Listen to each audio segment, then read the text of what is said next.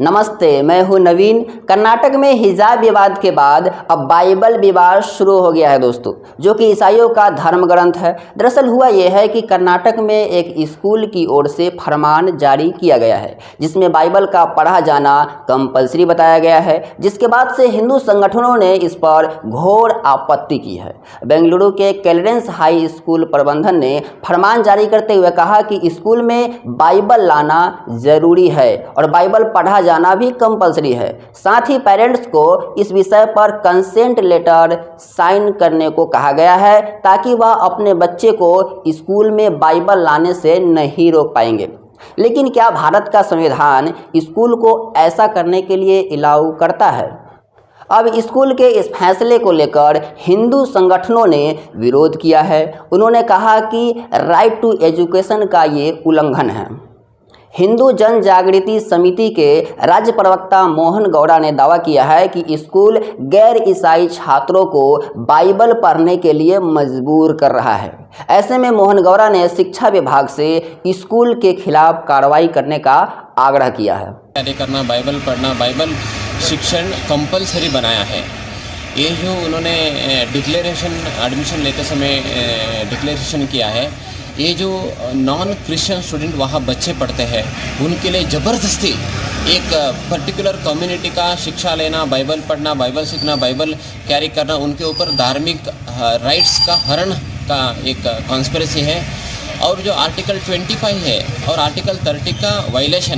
वही बढ़ते विवाद के बाद स्कूल की ओर से सफाई दिया गया है कि इससे पवित्र ग्रंथ की अच्छी बातें बच्चे को सीखने को मिलती है। लेकिन क्या भारत के कानून के तहत क्या स्कूल में धार्मिक किताबें पढ़ाना अलाउड है? दोस्तों, जिस स्कूल को लेकर विवाद हुआ है, राइट टू एजुकेशन मानना ऐसे स्कूल को बाध्य है या नहीं, या फिर भारत के फंडामेंटल राइट में आर्टिकल 25, 29 और 30 के तहत रिलीजियस इंस्टीट्यूशन स्थापित करने की आज़ादी है? क्या ये आर्टिकल इन्हें अलाउ करता है? आगे इसी आर्टिकल के बारे में हम जानेंगे।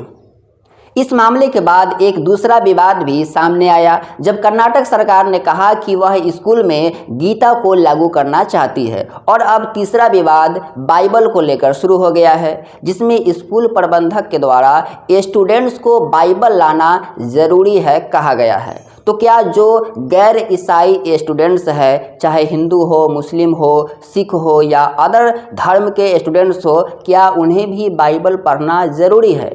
इस बात को लेकर चर्चा शुरू हो गई है। लेकिन क्या भारतीय संविधान किसी भी स्कूल को धार्मिक किताब पढ़ाने की आज़ादी देता है? दोस्तों, कैलेंस स्कूल एक माइनॉरिटी स्कूल यानी अल्पसंख्यक स्कूल है। ये एक ट्रस्ट के द्वारा चलाया जाता है। खास तौर पर इसे ईसाइयों के लिए बनवाया गया था, लेकिन इसमें गैर ईसाई भी पढ़ने जाते हैं। लेकिन स्कूल प्रबंधक के द्वारा कहा गया है कि बच्चे बाइबल लेकर आएंगे और उनके पेरेंट्स बाइबल लाने से नहीं रोकेंगे। लेकिन क्या आर्टिकल 30 स्कूल को ऐसा करने की इजाज़त देती है?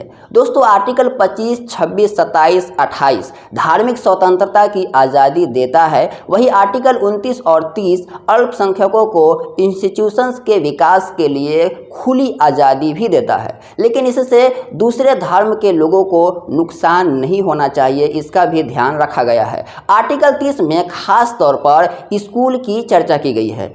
इस स्कूल की बात करें तो कैलेंस स्कूल एक माइनॉरिटी स्कूल है और ऐसे में इस स्कूल से ये अपेक्षा करना कि वह धर्म के अनुसार न चलाए, ये गलत है दोस्तों। जिस प्रकार मदरसे में कुरान पढ़ाई जाती है और बहुत सारे स्कूल में वैदिक शिक्षा दी जाती है, तो धर्म के आधार पर शिक्षा देने की आज़ादी आर्टिकल 30 देती है। लेकिन फोर्सफुली अदर धर्म के बच्चों को, जैसे हिंदू है तो उन्हें जबरन कुरान पढ़ाना या मुस्लिम है तो उन्हें जबरन गीता पढ़ाना कानून आपको इजाज़त नहीं देता है। हमारे संविधान के ये खिलाफ है। तो दोस्तों, अब आप सभी मुद्दों को समझ गए होंगे। आपका कोई सुझाव है तो कमेंट करें, चैनल को सब्सक्राइब करें और बेल आइकन भी दबा दें। जय हिंद, जय भारत।